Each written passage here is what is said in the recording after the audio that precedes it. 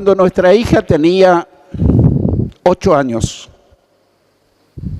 comenzó a sentir fuertes dolores abdominales. Entonces, oramos y fuimos al médico. La revisó y por los síntomas nos dijo, ella está con apendicitis. Pero yo no la puedo operar en este momento porque tiene muy inflamada. Pero le voy a dar algunos medicamentos antiinflamatorios y después de unos días vuelvan y quédense tranquilos. Es una cirugía simple, sencilla, va a quedar muy bien. Regresamos a casa y oramos con Nidia diciendo, Señor, cuando se produzca la cirugía, guía las manos de los médicos, haz que los antiinflamatorios hagan efecto, danos paz y tranquilidad y confianza, pero si tú quieres hacer un milagro de sanidad en nuestra hija, si tú quieres sanarla prescindiendo de la cirugía, nosotros te vamos a agradecer mucho y la vamos a contar por todas partes, vamos a alabar tu nombre para siempre y vamos a motivar a los hermanos en la fe diciendo que Jesús hizo, hace y sigue haciendo milagros. Pasaron algunos días, 2 creo, 3. Fuimos al médico. Cuando empezó a revisarla el médico, me dice, pero se fue el apendicitis. Haga estudio. No está más, está normal. Ella fue sanada de la apendicitis por la sanidad divina del Señor Jesucristo. Por eso esta mañana doy gloria y honra al Señor. Y nunca más sufrió de apendicitis. Nunca más sufrió de apendicitis. Así que el Señor salva, sana y liberta. A veces solamente pensamos en Jesús como el gran Salvador, pero también es el gran sanador, también es el gran libertador. El domingo pasado comencé esta breve serie sobre la sanidad divina. Si no estuviste el domingo pasado, te animo a buscar en nuestro canal de Demecon, que está en YouTube, y poné la sanidad divina, primera parte, y allí vas a tener muchas cosas que hoy no las voy a decir de nuevo. En Isaías 53, versículos 4 y 5, Isaías 53, 4 y 5, hablando de Jesús, dice, ciertamente Él cargó con nuestras enfermedades y soportó nuestros dolores, pero nosotros lo consideramos herido, golpeado por Dios y humillado. Él fue traspasado por nuestras rebeliones y molido por nuestras iniquidades. Sobre Él recayó el castigo, precio de nuestra paz, y gracias a sus heridas fuimos sanados.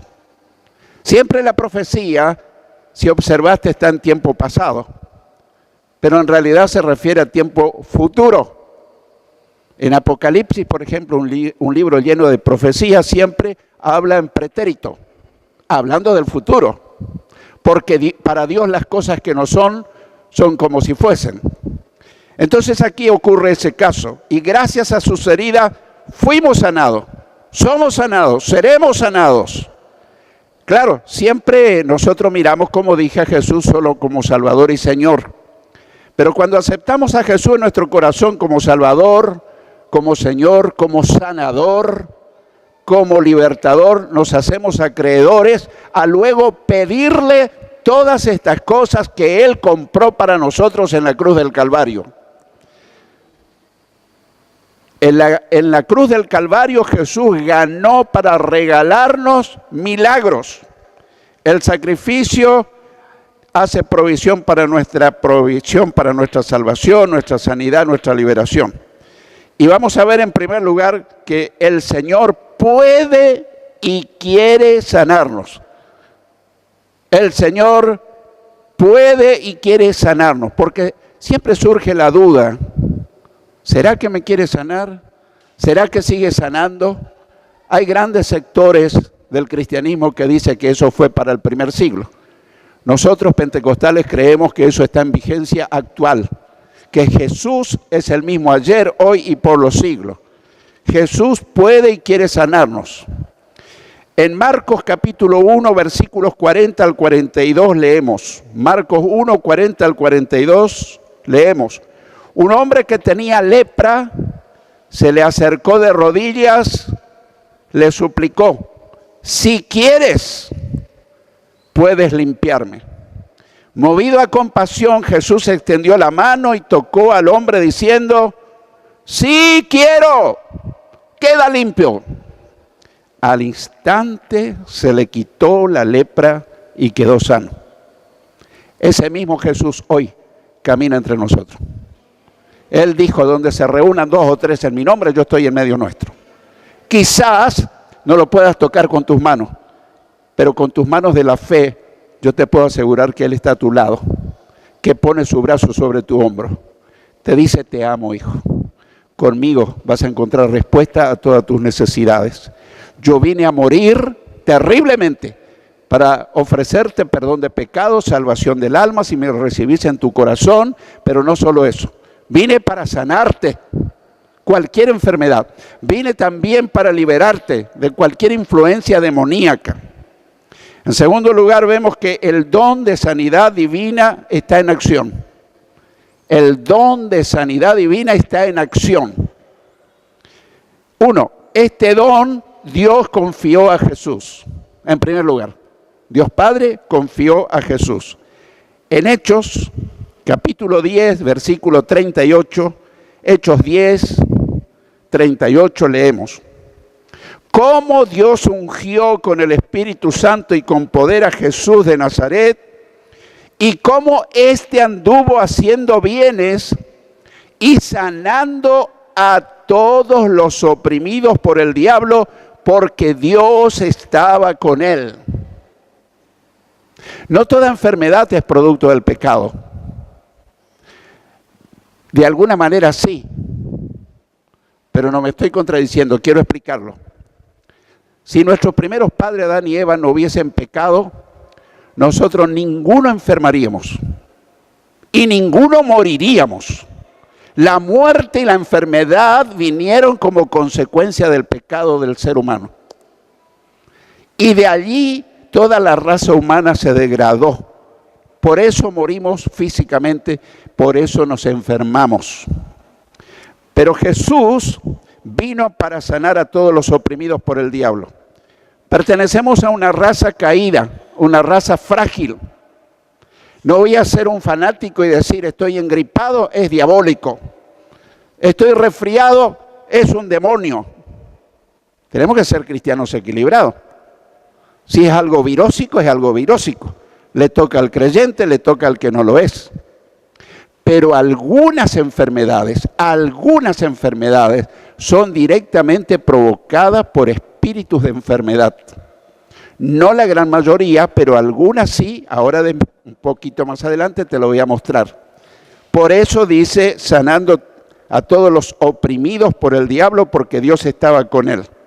2. Este don fue ejercido por Jesús. No solamente que Él recibió este encargo del Padre, esta gracia, este don, sino que Él lo ejerció. En Lucas 13, versículos 11 al 13 y versículos 16. Lucas 13, 11 al 13 y luego el 16 leemos.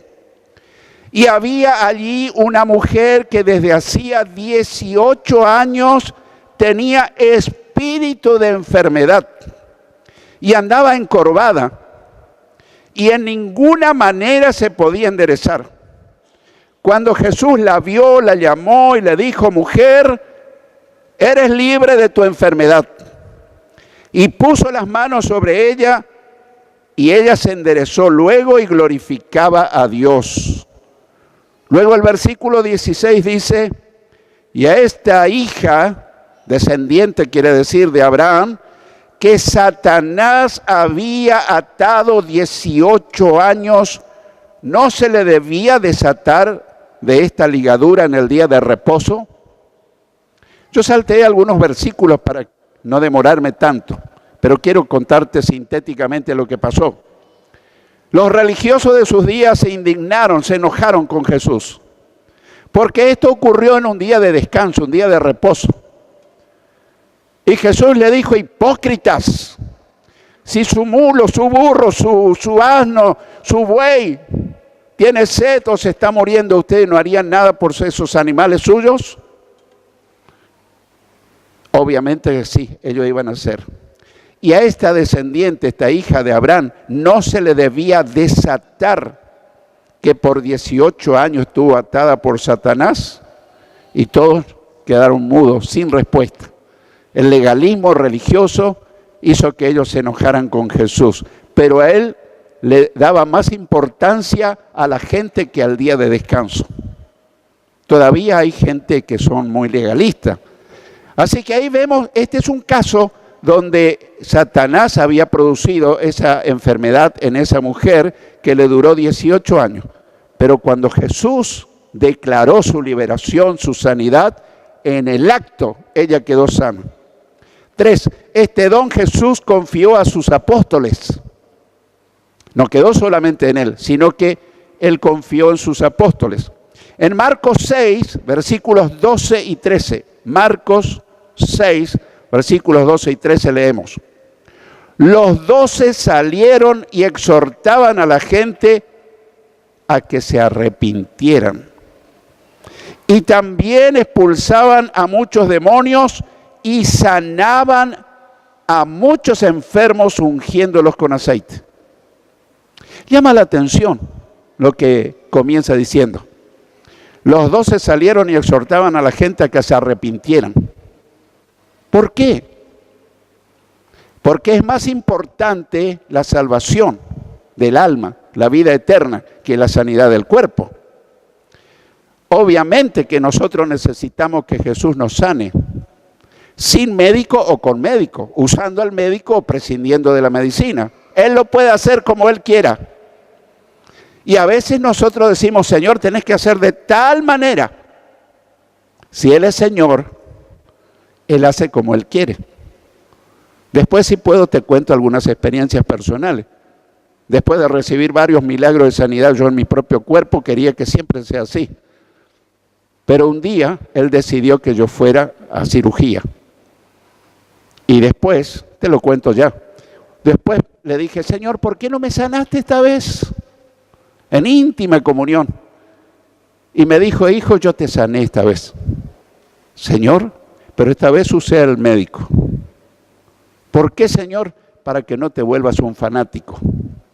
Yo soy el Señor y hago como yo quiero.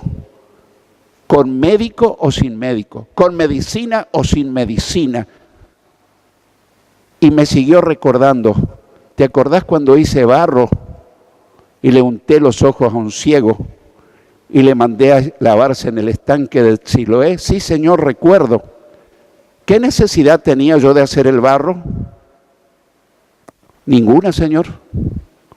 Pero era para enseñar que yo usé el barro como medicina. Pero el que le sanó los ojos al ciego no fue el barro, fui yo.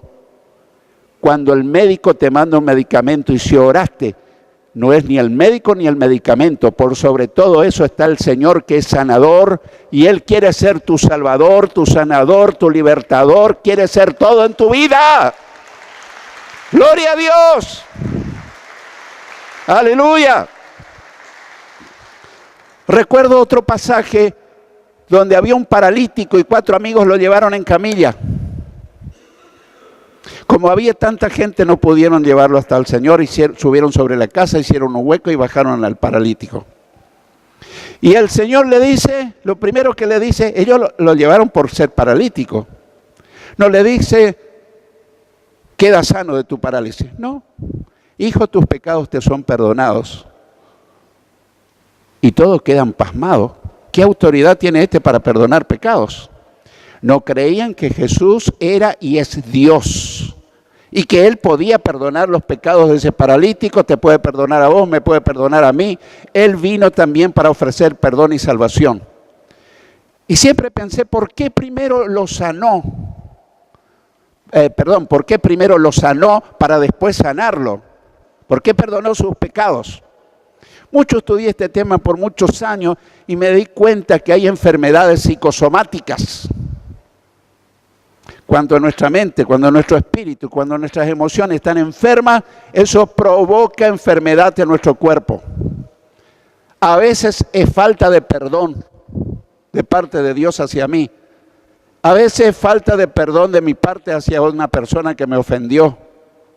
Entonces Dios me quiere sanar, pero hay cuentas pendientes que impide que obre el poder milagroso de Dios. A estas alturas yo pienso que cada uno dice, ¿qué cuenta pendiente tengo con alguien? Y seguramente el Espíritu Santo te recuerda ese incidente que ocurrió tal día, tal lugar. ¿Está saldada esa cuenta? ¿Necesitas ir a esa persona y pedirle perdón? ¿O necesitas perdonarle lo que te ofendió? Dice al final del Padre Nuestro que Dios perdona en la medida que nosotros perdonamos a los demás. Dijo Jesús, y si ustedes no perdonan, tampoco Dios les perdonará sus ofensas. Y entonces luchamos con enfermedades, pero no sucede nada, porque tal vez primero falta sanar nuestra vida interior a través del perdón. Entonces en este incidente de Marcos 6, dice que se arrepintiera, dicen los apóstoles. Primero le manda a arrepentirse de sus pecados, pero no queda ahí. También expulsaban muchos demonios, no en todos, porque no todos son poseídos ni influenciados, y sanaban a muchos enfermos. Advierto que no dice a todos, por algún motivo, pero a muchos enfermos ungiéndoles con aceite. ¿El aceite sana? No. Pero en Santiago dice que si está alguno enfermo, que busquemos y oremos por él y le unjamos con aceite en el nombre del Señor. Más adelante lo vamos a ver. 4. Este don Jesús confió a 70 discípulos. Porque algunos andando el tiempo me dijeron, bueno, pastor, pero ese don de sanidad le concedió a los apóstoles. Y si no fuimos apóstoles del Señor, nosotros no podemos ejercer ese don. Entonces lo llevo y le muestro lo que dice la palabra de Dios. En Lucas 10, versículos 1, 2 y 9. Lucas 10, 1, 2 y 9. Leemos. Después de estas cosas, designó el Señor también a otros 70. Algunas versiones dicen 72. A quienes envió de 2 en 2 delante de él a toda ciudad y lugar a donde él había de ir. Y les decía, la mies a la verdad es mucha, pero los obreros pocos. Por tanto, rueguen al Señor de la mies que envíe obreros a su mies. Y el verso 9, y sanen a los enfermos que en ella haya, y díganles, se ha acercado a ustedes el reino de Dios. Notamos que en el versículo 9, esta misión de sanar a los enfermos le encomienda a los 70, no solamente a los 12. ¿Y los 70 eran apóstoles? No, eran simplemente seguidores del Señor. Por eso destacaba que este don Jesús confió a los 70 y hoy nos confía a nosotros. Siglo XXI. Todo seguidor de Cristo tiene, no digo que tengan todos el don de sanidad, pero todos deberíamos orar por los enfermos y Dios se glorificará y se producirán milagros, señales, sanidades, porque tal vez hemos perdido en el siglo XXI la capacidad de creer en cosas sobrenaturales. Y hace un tiempo el Señor me mandó a volver a este tema. ¿Qué quiere el Señor hacer en nuestra iglesia, con nuestras vidas, en nuestra familia? Cosas sobrenaturales, milagros, sanidades, prodigios, maravillas. El Señor quiere que restauremos el ministerio de lo sobrenatural. Gloria a Dios. Así que es muy fácil entender. 5. Este don está vigente hasta ahora.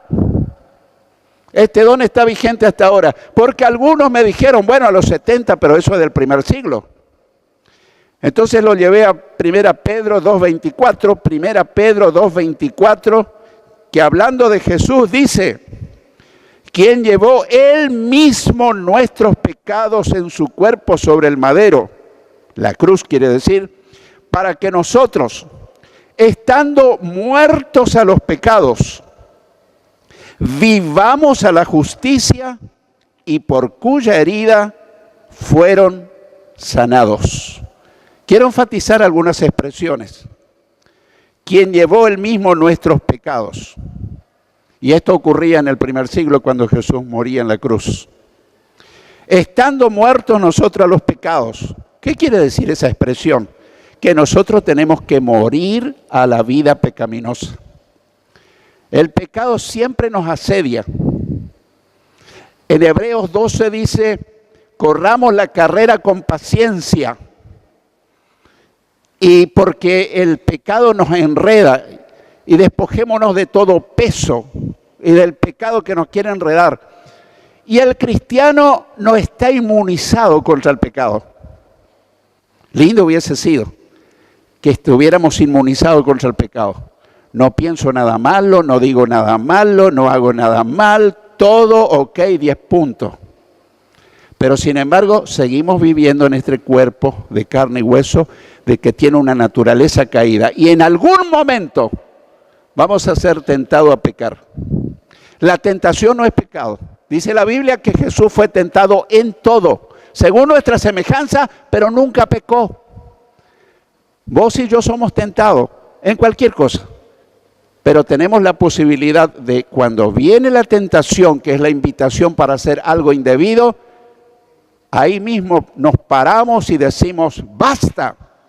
O palabras similares o otras, yo no me voy a dejar arrastrar por el pecado, porque yo ya morí a la vieja vida. Yo ya morí al pecado.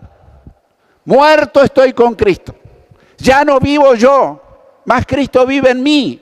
Y lo que ahora vivo en la carne, lo vivo en la fe del Hijo de Dios, el cual me amó y se entregó a sí mismo por mí, decía Pablo en Gálatas 2:20. Pero es nuestra decisión de decir, el pecado no me va a seguir enredando. Yo voy a vivir una vida santa, pura y agradable a Dios. Alguien me dijo, pero me cuesta tanto. Si no naciste de nuevo, te va a costar todo.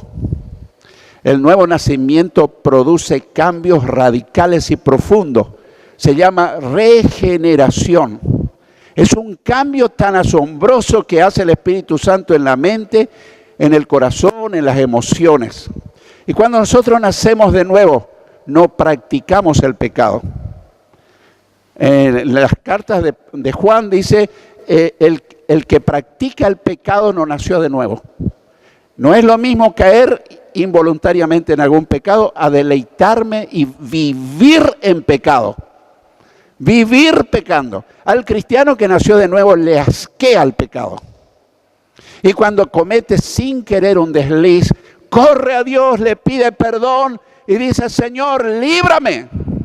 No quiero seguir con esta carga que me corta la comunión contigo. Entonces, dice, estando muerto a los pecados, vivamos a la justicia, a la justificación, a la nueva vida en Cristo, por cuyas heridas fueron sanados. Ahí se repite, fueron en pretérito, serán sanados. La gran pregunta es, ¿cómo vivo? ¿Qué testimonio tengo? ¿Cómo es mi conducta? ¿Cómo es mi pensamiento? ¿Cómo es mi vida interior? Aunque nadie lo sepa, Dios lo sabe. ¿No será que hay algún impedimento para yo recibir esa sanidad milagrosa que el Señor me quiere entregar? Yo no lo sé ni te estoy acusando, porque yo estoy sentado en la banca igual que vos y frente a la palabra me tengo que medir y examinar. ¿Estaré viviendo a la luz de la palabra de Dios? Yo sé que si yo estoy en pecado, no puedo reclamar, Señor, moriste por mí, ¿cómo es que no me sanás? El Señor me va a decir, Arnoldo, tenés que corregir tal cosa, tal cosa, tal cosa. Por eso es bueno autoexaminarse. ¿Cómo vivo? ¿Cómo es mi conducta? ¿Cómo es mi testimonio? ¿Cómo son mis pensamientos? ¿Cómo son mis actitudes? 6. Este don se ejerce con oración de fe. Este don de sanidad se ejerce con oración de fe.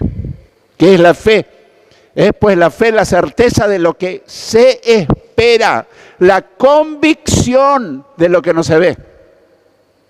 Pero sin fe es imposible agradar a Dios. Porque el que se acerca a Dios debe creer que Dios existe y que es galardonador de los que le buscan. Hebreos 11, versículo 1 y 6. Este don se ejerce con oración de fe. En Santiago 5, versículos 14 y 15 leemos: ¿está enfermo alguno de ustedes? Haga llamar a los ancianos, o los líderes, quiere decir, de la iglesia, para que oren por él y lo unjan con aceite en el nombre del Señor. Y ahí viene, la oración de fe sanará al enfermo y el Señor lo levantará. Y si ha pecado, su pecado se le perdonará. Tiene mucha relación la enfermedad con el pecado, no siempre, porque hay santos de Dios que están enfermos. El apóstol Pablo tenía un aguijón en la carne. Y él le imploró 3 veces a Dios que lo sanara.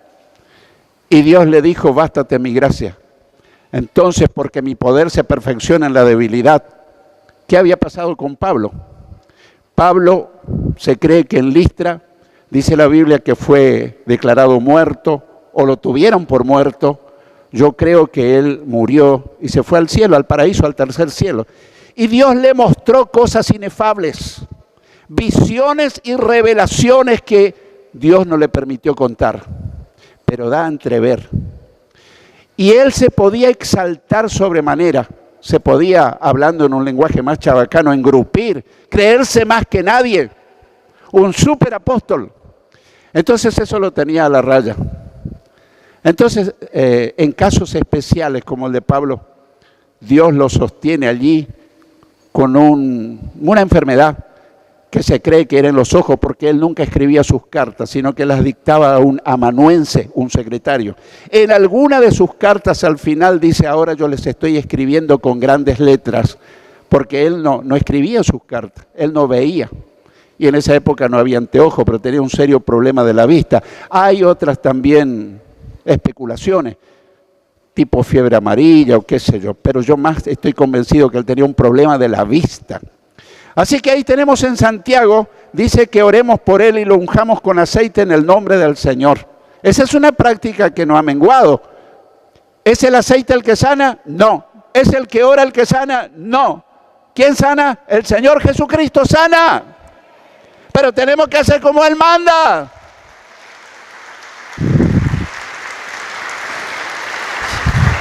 Pero pastor, estoy luchando con mi enfermedad por mucho tiempo. Alguien me dijo: luché como 100 veces, quizás en la 101 te vas a sanar.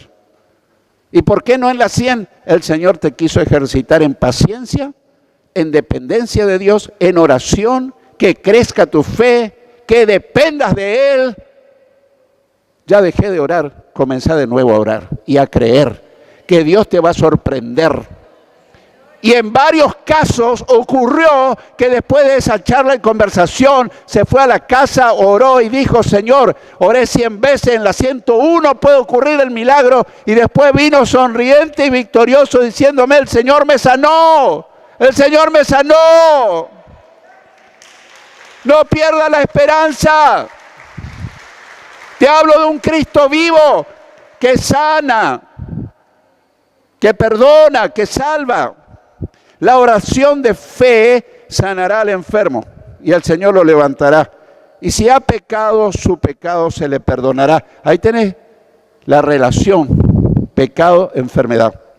No todos los enfermos están enfermos porque pecaron. 7. Otro ejemplo de sanidad de oración de fe. Otro ejemplo de sanidad por fe. Mateo 9, 27 al 30. Mateo 9, 27 al 30. Leemos. Cuando Jesús salió de allí, 2 ciegos lo siguieron y a gritos le decían: ten misericordia de nosotros, hijo de David. Hijo de David quería decir descendiente del rey David. ¿Tenía importancia? Sí, lo reconocían como Mesías. 28. Cuando Jesús llegó a la casa, los ciegos se le acercaron y él les preguntó, muy importante: ¿creen que puedo hacer esto? Ellos dijeron: sí, Señor. Entonces le tocó los ojos y les dijo: que se haga con ustedes conforme a su fe. Y los ojos de ellos fueron abiertos. Dios tiene todo poder en el cielo y en la tierra. Él puede resucitar muertos, sanar al que tiene cáncer, hacer cosas que nuestra mente no puede imaginar. Pero necesita que creamos en Él. Dice los evangelios que Jesús no pudo hacer muchos milagros en Nazaret porque la gente lo vio crecer desde niño y jugaba con otros chicos y entonces decía, pero lo conocemos, es el hijo de María, de José, ahí están sus hermanos, sus hermanas. Entonces no podían creer y dice que ahí no pudo hacer muchos milagros. No es que no pudo, no lo hizo, porque Dios tiene un principio. Primero necesita que creamos. ¿Cómo funciona? No sé. No sé, hay misterios de Dios que yo no los entiendo, pero sí sé, demanda. Si podés creer, Dios te puede sanar. Si podés creer, al que cree, todo le es posible. A veces hay que pedirle fe antes que sanidad. La fe viene por el oír y el oír por la palabra de Dios. Puesto los ojos en Jesús, el autor y consumador de la fe. A veces miramos todo el día el problema y no miramos a Jesús. Así que él, antes de sanar a estos ciegos, les pregunta, ¿creen que puedo hacer esto? Fíjate la pregunta que le hace. Ellos dijeron, sí, Señor. Entonces, él le tocó los ojos y les dijo que se haga con ustedes conforme a su fe. La pregunta es para nosotros. ¿Podés creer que Jesús te puede sanar? Ay, ay, ay, qué compromiso decir amén, ¿no? Pero tenemos que alcanzar ese nivel de fe. Pero, pastor, yo no tengo tanta fe. La fe puede crecer, hermano. La fe debe crecer. La fe crece cuando escuchamos, meditamos, estudiamos la palabra de Dios. Y Él los sanó mirándolos cuando ellos dijeron que sí. Los ojos de ellos fueron abiertos. Los creyentes pentecostales aceptamos unánimemente la doctrina de la sanidad divina. Enfatizo eso no para decir que los pentecostales somos mejores que otros, pero hay grandes sectores del cristianismo evangélico que no son pentecostales, buenos hermanos, pero ellos creen que la sanidad divina quedó relegada al primer siglo, quedó relegada a los apóstoles. Y yo quiero concluir contándote una experiencia personal. No me contaron, la viví. Hace más de 30 años vivíamos en una localidad del interior del Chaco y siempre íbamos cada año a la convención regional que en esa época se hacía en la ciudad de Sáenz Peña y nunca faltábamos. Pero esa vez el pastor Aranda no estaba y los otros colegas dijeron, ¿qué le pasó a Aranda? ¿Qué le pasó? Y alguien dijo, está muy grave. Tiene problema de vesícula, tiene cálculos en la vesícula. Después me contaron lo que hicieron ellos. A mí me habían hecho todos los estudios habidos y por hacer, como decimos habitualmente. Cálculos en la vesícula. Tenían que operarme. Ya me hicieron todo, ya estaba listo el quirófano, ya estaba el anestesista, ya estaba el doctor, ya estaba todo preparado. Y esos hermanos pastores en Sáenz Peña, yo vivía en General San Martín Chaco. Después me enteré. Ellos se unieron y empezaron a orar. Que se rompan los cálculos. Que Jesús sea glorificado. Levanta a tu siervo de esta enfermedad. Reprendemos toda enfermedad. Yo no sabía que eso estaban haciendo ellos. Pero yo me empecé a sentir bien. Y cuando voy para que me operen, le digo, doctor, yo no me voy a operar.